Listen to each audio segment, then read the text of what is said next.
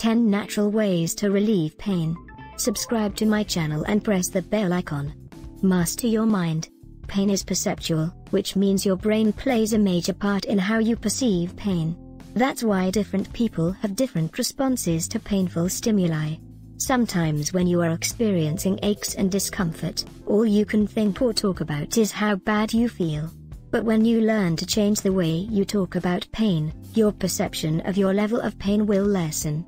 For example, when someone asks how you're doing, instead of saying "I feel terrible," say "I feel better today than I did yesterday." As you gradually change the way you talk to yourself and others about your pain, it will become more natural and easier to find positive things to say. Keep a pain journal. Pain is a tricky opponent, and it will lie to you, making you feel like you will never have relief. Outsmart pain by keeping a pain journal, a place to record your pain levels, self-talk, diet, exercise, medication, and other pain management techniques. It may seem unnecessary to keep a record, but you'll soon discover that a pain journal can be very useful at medical appointments, in therapy, for personal reflection, and to help you identify patterns and triggers. Having something written down empowers you to determine what is and isn't working. Exercise, even when you don't want to. Exercising may be the last thing you want to do when you are in pain, but aerobic exercise is an important pain management technique. Many chronic pain patients report they are afraid exercise will cause greater pain. But avoiding movement actually increases pain and disability in chronic pain patients. The National Institutes of Health recognizes exercise as a pain intervention method that improves both physical function and pain severity with few adverse effects. That being said, it is important to speak with your doctor and start with a realistic exercise program. For example, don't self-sabotage by making your first workout a 5-mile run. 20 minutes of low-impact aerobic exercise, such as walking or swimming, each day will have a positive impact on your health, mood, and pain level. Gentle stretches can also help increase flexibility, strengthen your body, and enhance your range of motion. Talk it out. Because pain is perceptual, it helps to talk about it with someone who can provide honest feedback. Speaking with a qualified therapist is helpful, as they allow space for you to talk about your pain but also require you to take responsibility for your pain management. Qualified therapists understand that often patients with chronic pain also suffer from anxiety and depression. All of these conditions must be addressed because they can feed off of each other. Fortunately, many of the lifestyle changes that help with chronic pain also help relieve anxiety and depression. Get to the point. Acupuncture is a treatment that involves the insertion of very fine needles into specific pressure points in the body. It releases endorphins, the body's natural painkillers, and increases the production of serotonin, a chemical involved with mood. While acupuncture is often met with skepticism, research is finding that acupuncture can help ease certain chronic conditions, such as pain in the lower back, knees, and neck. It also may help prevent migraine headaches and reduce the frequency of tension headaches. If needles make you nervous, acupressure is another option.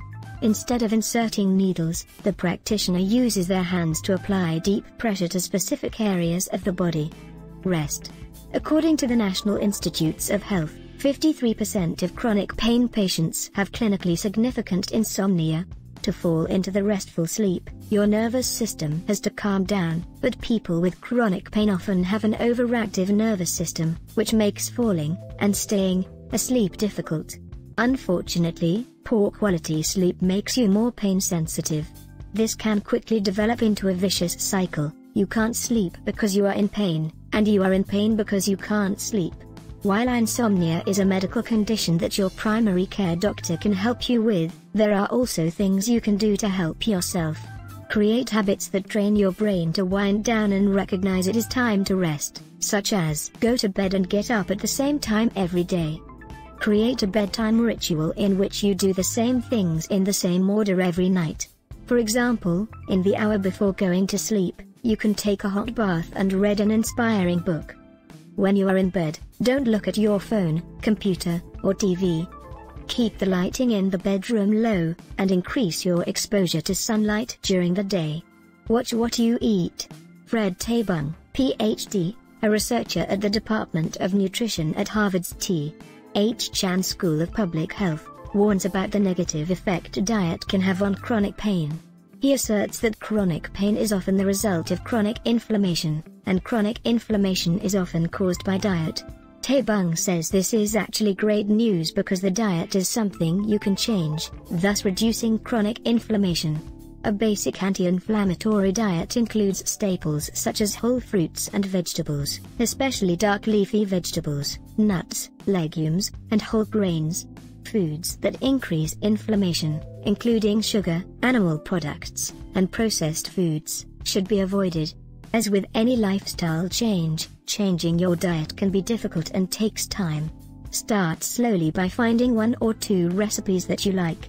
Make sure you are telling yourself you are excited about trying new foods instead of viewing the diet as a punishment.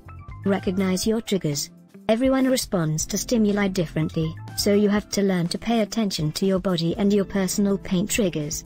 If a junk food binge causes a painful flare-up, avoid junk food, even if you love the taste. If you notice your pain level dramatically increases when you become overheated, always be prepared to protect yourself from the heat. As you learn to pay attention to your body, you'll likely notice that the major triggers are obvious, but the subtle triggers take time to detect and understand. Be patient with yourself, and keep notes on what you observe. Make adjustments, as needed. People with chronic pain will often try to ignore their pain in order to be there for others. While you don't want your pain to control your life, you do want to pay attention to the cues your body gives you and make necessary adjustments. For example, if you want to plan a fun day with your family, you might need to skip a physically demanding day at an amusement park and opt for a quieter day of games and activities at home. The key is to avoid the 2 extremes. At one extreme, you push yourself too hard and do too much, and at the other extreme, you use pain as a constant excuse and end up doing nothing. Find a healthy, balanced approach, and adjust it when you have good or bad days. Take a personal inventory. To get a good assessment of what works and what doesn't in your pain management, ask yourself these questions, and write down your honest answers. What activities do I enjoy that I can do on good days, the days when I'm not in the most amount of pain? What positive activities can I do on bad days, when I'm in a lot of pain? What household chores are too difficult? How can they be modified to be made easier? At work, what adjustments could make it easier and more comfortable for me to do my job? What people in my life encourage me to be the best I can be? On the other hand, who reinforces the helplessness I sometimes feel? What can I do to make sure I spend more time with the people who empower me and less time with those who allow me to be less than my best? Subscribe my channel and press the bell icon for new video update.